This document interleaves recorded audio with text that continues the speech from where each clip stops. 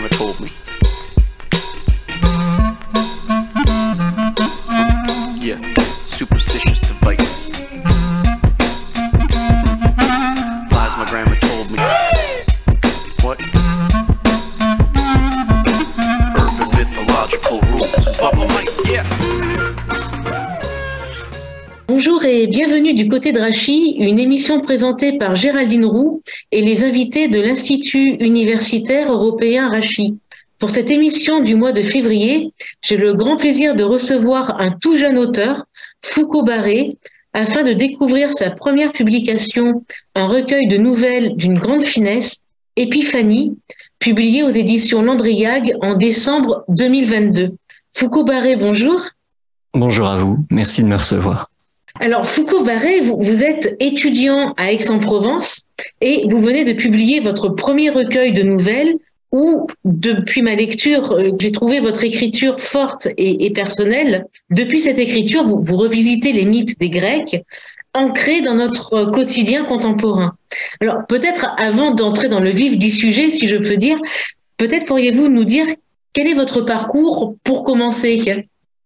Alors, tout a commencé précisément il y a quelques années lorsque je suis entré en études universitaires. J'ai débuté ces études par une double licence en lettres et en histoire, ce qui m'a amené en fait à côtoyer les lettres et surtout à apprendre à relire en réalité et à écrire. Suite à quoi j'ai suivi une maîtrise d'histoire et de journalisme avant de finir ces études littéraires par un master de littérature en Sorbonne. Évidemment, tout cela m'a amené à côtoyer des auteurs et la notion du temps long, pas un temps bref qui est rythmé par des secondes, mais une sorte de longue trame où les auteurs sont en fait perchés sur les épaules de géants qui sont en fait ceux qui sont venus avant eux. Et donc tout cela m'a amené à apprendre à aimer la littérature et ce qui s'y fait de beau. Et alors, pendant mon mémoire, et ce master que j'ai réalisé, j'ai aussi étudié Maupassant et son récit bref. Donc évidemment, l'art de la nouvelle, c'est quelque chose sur lequel je me suis penché. Bien sûr. Et votre master, c'est peut-être un peu indiscret, mais il portait sur quel thème ? C'était une approche du fait divers chez Maupassant, de son écriture qui est à la fois journalistique et littéraire et qui se base en grande partie sur la brièveté du récit et donc sur la nouvelle. Donc ça m'a amené à lire, je pense, à peu près la moitié des nouvelles de Maupassant, ce qui doit faire en gros 150 contes. Bon, j'ai pas tout lu, mais ça m'a permis de voir en réalité cet auteur phare du récit bref et de la nouvelle française, et donc de comprendre comment cela fonctionne. Et évidemment, en voyant le maître faire, on n'a qu'une envie, c'est essayer. Mais oui. Et donc c'est ce que vous avez fait, vous vous êtes lancé dans l'écriture finalement de très très jeune en fait. Voilà, en parallèle des études. Oui. J'ai commencé durant ma licence avec une première nouvelle que j'ai retravaillée par la suite de fond en comble. Et puis j'en ai fait une deuxième, et puis une troisième, une quatrième. Et puis après, petit à petit, on a l'idée folle de continuer, d'essayer de les agencer entre elles. Puis vient l'idée du recueil, de l'unité, puis on les retravaille pour qu'elles collent mieux ensemble. Et c'est ainsi qu'on fait naître quelque chose qui est à la fois un tout et aussi quelque chose d'unique. Oui, c'est cela aussi la particularité du genre nouvelle d'ailleurs, qui est souvent très très compliqué. J'ai déjà entendu que certains enseignants dire faites attention pour ceux qui veulent se lancer dans la nouvelle. Faut pas se dire je vais commencer par une nouvelle parce que c'est moins long qu'un roman, donc c'est plus facile. En fait, c'est comme une écriture ciselée. D'ailleurs, ce que j'ai tant apprécié dans votre recueil Épiphanie, c'est que pas simplement chaque histoire, mais chaque mot est ciselé. Et effectivement, on peut voir l'influence effectivement de Maupassant dans cette trame qui est celle de ciseler des personnages, et alors peut-être autre question, mais le titre est d'ailleurs assez intriguant. Le titre s'appelle Épiphanie au pluriel. Alors pourquoi ? Alors il peut y avoir différentes évocations, mais pourquoi ce titre précis ? Est-ce que c'était le premier titre ou est-ce qu'il y a vraiment quelque chose de retravaillé dans ce titre que vous avez donné ? Alors, Épiphanie, un rapport assez lointain dans le sens dans lequel je l'emploie avec la frangipane ou la couronne des rois, ou le gâteau des rois, je veux exclure personne. Alors, le recueil est quand même paru au mois de décembre, mais effectivement... Oui, mais c'est une coïncidence. L'émission tombe en février, donc nous avons beaucoup de chance au moment de la galette des rois. Oui, mais c'est une belle coïncidence parce que le titre était arrêté il y a déjà plusieurs mois, peut-être au courant d'été, enfin bon. ce titre, en réalité, au début, je l'avais pensé grec pour son étymologie, épiphanéia, ce qui signifie la manifestation ou l'apparition soudaine. En somme, c'est comprendre l'essence de quelque chose ou sa signification profonde alors qu'on ne la comprenait pas d'une telle façon avant. C'est un peu une illumination, une apparition. Après, c'est un côté fantastique dans l'épiphanie. On voit un puzzle sous un jour nouveau, on considère un élément dans son intégralité, on le redécouvre. Et ce recueil, je ne l'ai pas tant conçu pour être lu que pour être relu. Il y a des nouvelles qui se complètent les unes les autres, et c'est ainsi que les épiphanies naissent. Il y a une révélation constante, une manifestation d'une réalité cachée. Maintenant, on m'a dit épiphanéia, personne ne va comprendre. Donc on a mis épiphanie en français, et en quelque sorte, on permet ainsi de faire redécouvrir le mot. Effectivement, en fait, on pense à épiphanéia, le mot grec, mais en français, épiphanique, tout de suite va avoir un sens connoté plus peut-être biblique, si je peux me permettre, de manière un peu éloignée. Oui, tout à fait. Et mais en même temps, je trouve que par rapport à l'ensemble de l'œuvre, c'est intéressant aussi parce que d'un côté, vous revisitez les mythes grecs, mais depuis aussi notre culture que nous pouvons qualifier aussi de culture peut-être sécularisée, mais également chrétienne, judéo-chrétienne. Et de nombreux personnages d'ailleurs se côtoient, nous en parlerons un peu plus tard dans l'émission, mais de nombreux mythes aussi se télescopent et pas uniquement des mythes grecs. Donc c'est un heureux titre autour aussi de la notion du fantastique, parce que en tout cas la manière de lire ces épiphanies, c'est aussi le brusque surgissement du fantastique dans la réalité quotidienne. À l'occasion d'une discussion entre amis, je pense par exemple à la toute première nouvelle de ces deux universitaires qui discutent autour d'un café, et d'un seul coup, l'histoire qui fait que ça bascule d'un autre côté. Et c'est vrai que je pensais par exemple à cette définition du fantastique que donne Tzvetan Todorov dans son introduction à la littérature fantastique. Alors, si je la donne, c'est pas uniquement pour, c'est pas là pour dire on sait pas. C'est pour donner un fil conducteur, je trouve intéressant. Voilà ce qu'il dit. Il dit, dans un monde qui est bien le nôtre, celui que nous connaissons, sans diable, sylphide, ni vampire, se produit un événement qui ne peut s'expliquer par les lois de ce même monde familier. Celui qui perçoit l'événement doit opter pour l'une des deux solutions possibles, ou bien il s'agit d'une illusion des sens, d'un produit de l'imagination, ou bien l'événement a véritablement lieu. Le fantastique occupe le temps de cette incertitude. Dès qu'on choisit l'une ou l'autre réponse, on quitte le fantastique pour entrer dans un genre voisin, l'étrange ou le merveilleux. Et précisément, Épiphanie maintient dans chacune de ces pages un entre-deux. Tout le recueil, en fait, se situe dans cet entre-deux. C'est-à-dire qu'à aucun moment, on va pouvoir dire, ah bon, bah là, en fait, c'est dans la tête du héros, ou là, il y a toujours cette incertitude que vous maintenez sans cesse. Alors, peut-être une question, comment peut-on distiller le fantastique sans précisément verser soit dans la féerie ou dans l'explication psychologisante? J'aime énormément cette expression du temps de l'incertitude. Ça fait un peu penser à l'ère du soupçon, évidemment. Oui. C'est un espace un peu bancal entre les espaces, un temps entre les temps. Et en réalité, ce fantastique, je crois que je suis aussi allé le chercher chez Maupassant. Certes, Maupassant, évidemment, un écrivain que l'on a tendance à classer parmi les naturalistes, donc une branche du réalisme. Mais le fantastique, chez lui, quand il le conçoit, c'est un espace que la raison conçoit, où elle sait qu'elle ne sait pas. C'est admettre qu'il y a des choses qui s'expliquent autrement que parce que l'on a l'habitude d'expliquer. En fait, on accepte qu'on ne sait pas. C'est peut-être aussi l'indécence du hors-là, je pense, parce que certains passages d'épiphanie qui en fait me faisaient penser justement à la même type de construction. C'est-à-dire qu'on peut très bien expliquer le hors-là de manière psychologisante en disant c'est un homme qui bascule dans la folie, mais en même temps on ne sait pas. Le hors-là, il peut être un vampire, il peut être cet intrus à l'intérieur de nous-mêmes que nous avons tous. C'est cette incertitude-là. C'est vrai que je pensais au hors-là en lisant... Voilà, il n'y a pas de certitude fantastique en réalité. C'est d'ailleurs tout le contraire des romans fantasy. Par exemple, Harry Potter, on sait que l'extraordinaire devient ordinaire. Le lecteur accepte que la magie existe. Et à partir de ce moment-là, le roman peut devenir féerique, c'est-à-dire qu'il n'est plus fantastique. Tout au contraire, l'écriture que j'ai essayé d'avoir cherche à laisser l'extraordinaire précisément extraordinaire. C'est quelque chose que l'on peut concevoir, mais qui n'entre pas cependant dans la banalité. En gros, on met un peu de rêve dans le monde habituel.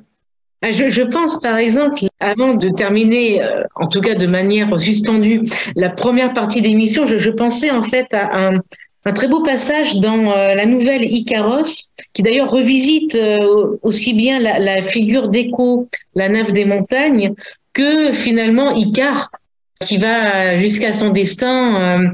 Donc le rêveur ascensionniste, donc le personnage principal en fait de cette nouvelle, part à l'assaut du mont maudit et je lis à la page 89, là-haut, éloigné de tout, Maximilien comprit.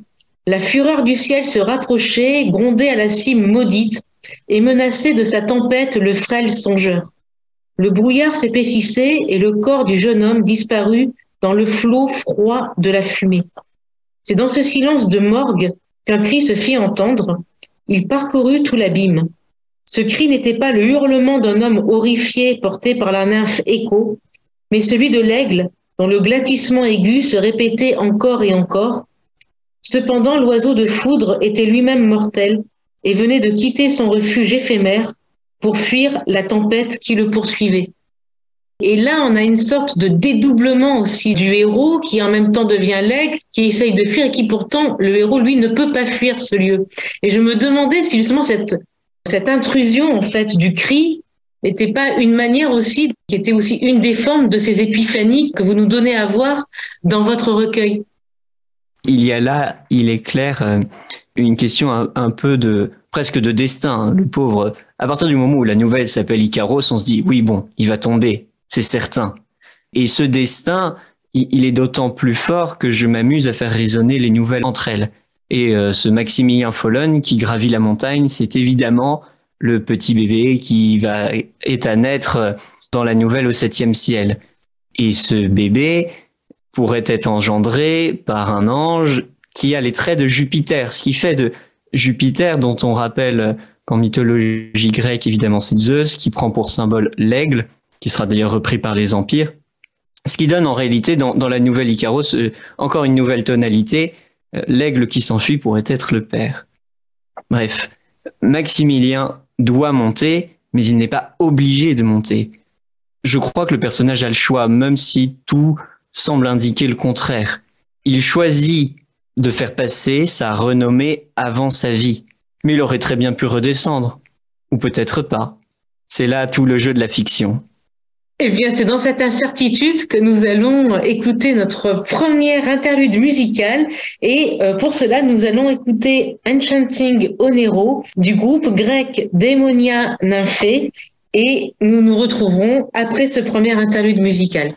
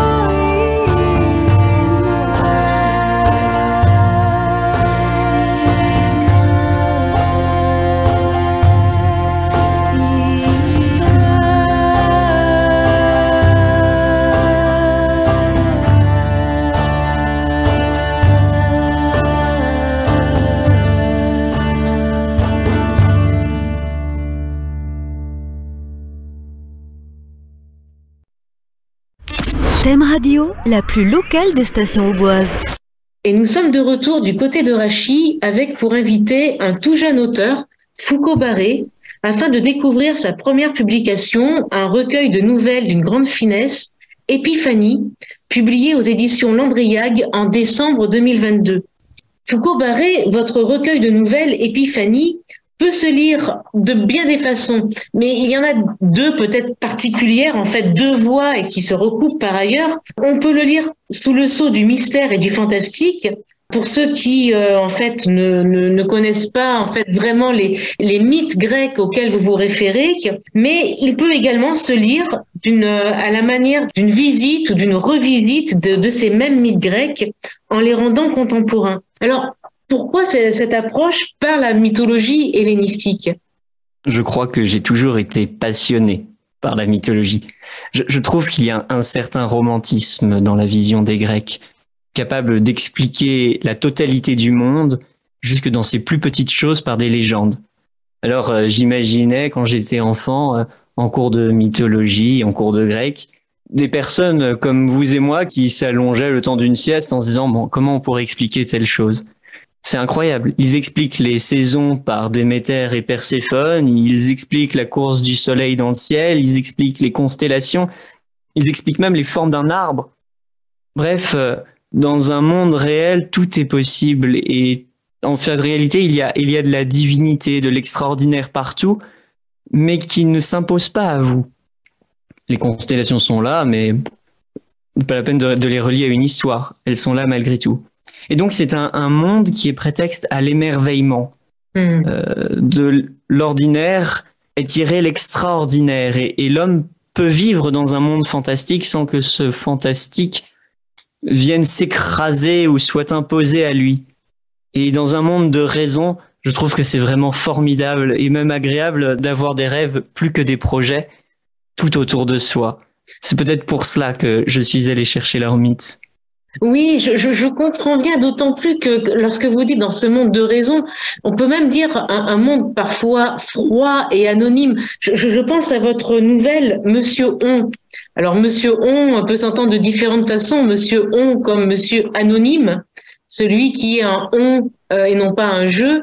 Enfin, en tout cas, comme je l'avais lu, donc on va voir en fait que c'est pas si simple. Il y a aussi la question de la mémoire, de l'amnésie, mais Monsieur On.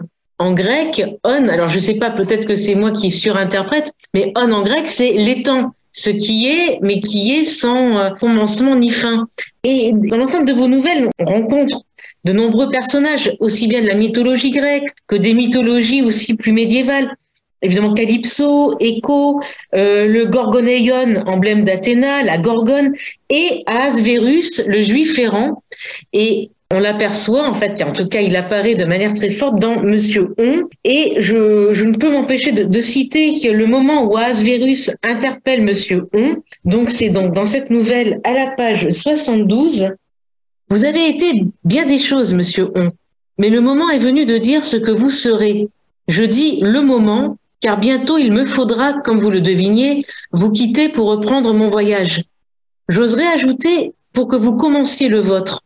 Et tandis que certains, au pied des marches, gravissent les interdits pour construire leur amour, il vous faut quant à vous briser une part de votre être pour l'achever parfaitement. Ainsi des écailles sont tombées de vos yeux, peut-être qu'on osera vous regarder autrement, mais pour cela, il vous faut un prénom. Est-ce qu'en fait, c'est pas une manière d'interpeller aussi le lecteur ? Depuis cette phrase de Pindare, deviens qui tu es. Est-ce que c'est pas cela, en fait, qu'incarne Ahasverus et qu'il interpelle en fait ce monsieur tout le monde qui a ni rêve ni réel et qui pourtant en fait a peut-être a en lui ce destin en fait qu'il porte en lui et qu'il a réalisé. Je trouvais la confrontation intéressante, ne serait-ce que celle entre un personnage qui traverse les époques, qui traverse les temps, mais qui est doté d'une foule de personnalités et de prénoms et donc de cultures auxquelles il renvoie, un autre qui précisément est effacé, mais qui croule lui aussi sous les existences de la mode. Bref, l'un est actif, l'autre passif. C'est la première version avec laquelle on pourrait voir cette nouvelle. Mais il y a quelque chose en plus, je crois, car les deux ont un aspect profondément tragique.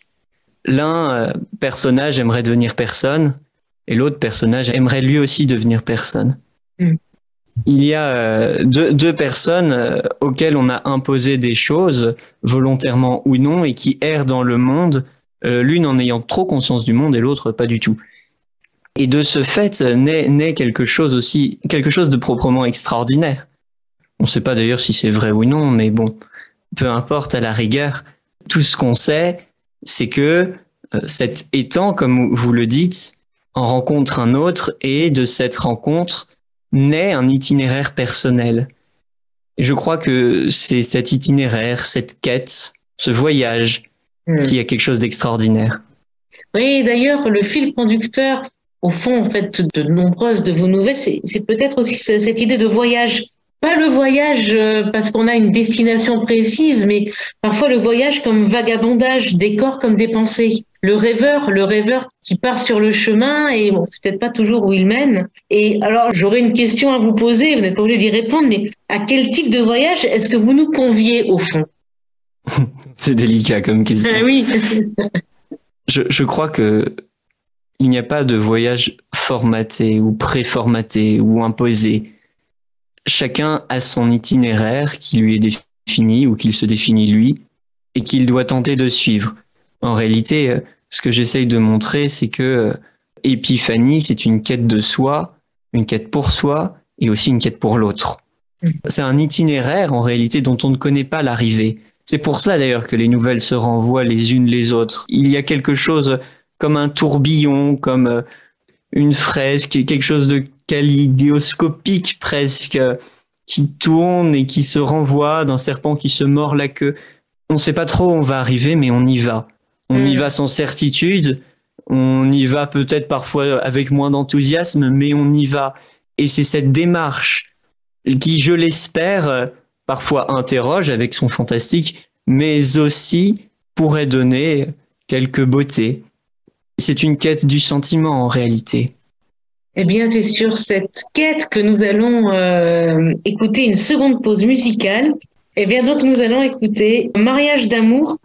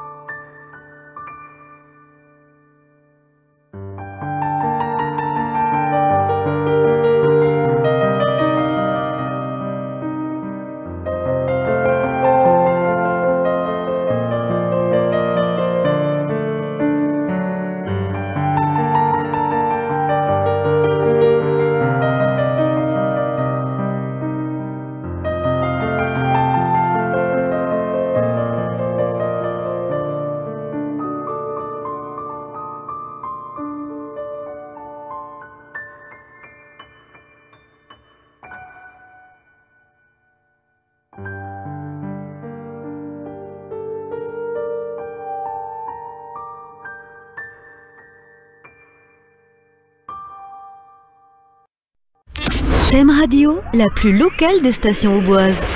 Et nous sommes de retour du côté de Rachis avec pour invité un tout jeune auteur, Foucault Barré, afin de découvrir sa première publication, un recueil de nouvelles d'une grande finesse, Épiphanie, publié aux éditions L'Indriag en décembre 2022.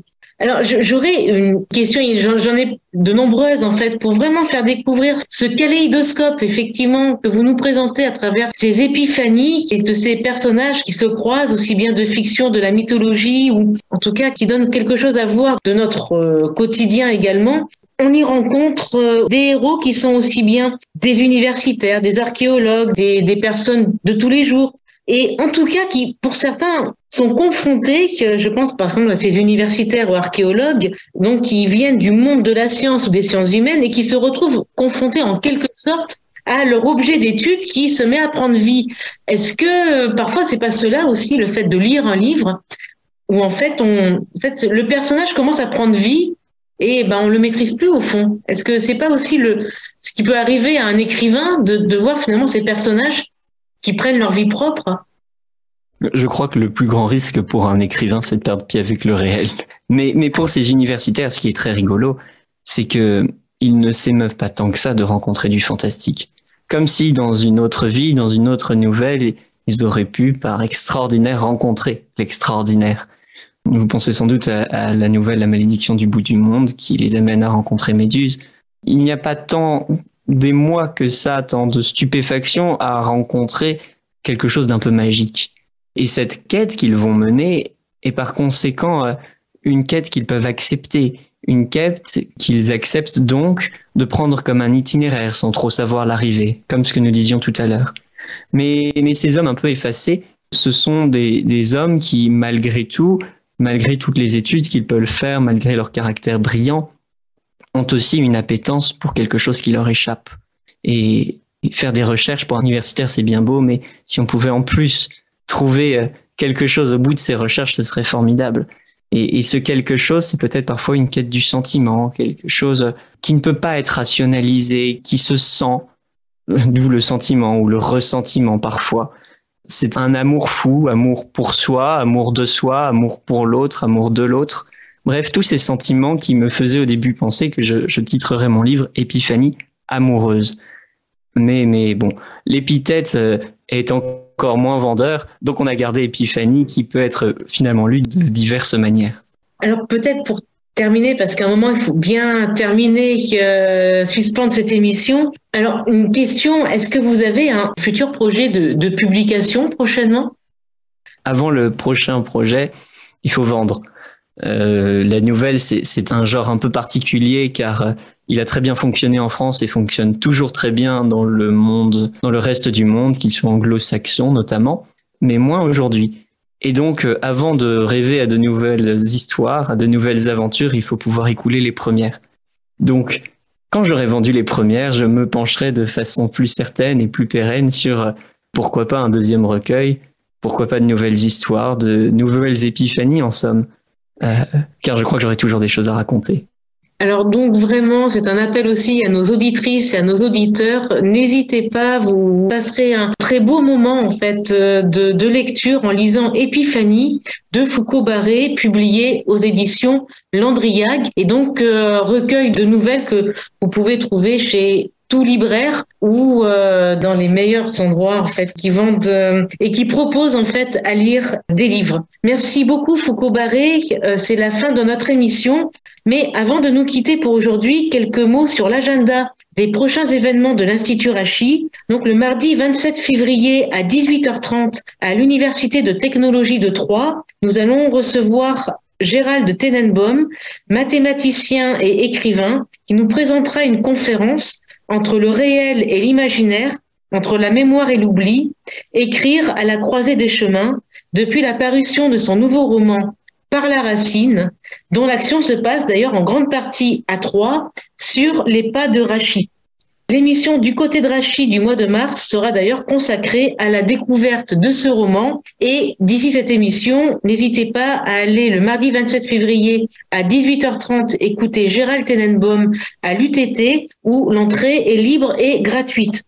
Vous pourrez retrouver toutes ces informations sur le site web de l'Institut Rachi, www.institut-rachi-3.fr, sur sa page Facebook Institut Rachi 3 ou par téléphone au 03 10 95 30 07. Merci Eric à la technique. Merci encore Foucault Barré pour cet entretien. Merci beaucoup à vous.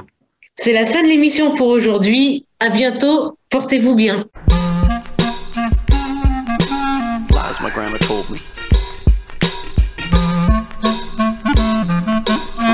Yeah, superstitious devices. Lies my grandma told me. What? Urban mythological rules. Bubble mice. Yeah. Thème Radio, la plus locale des stations auboises.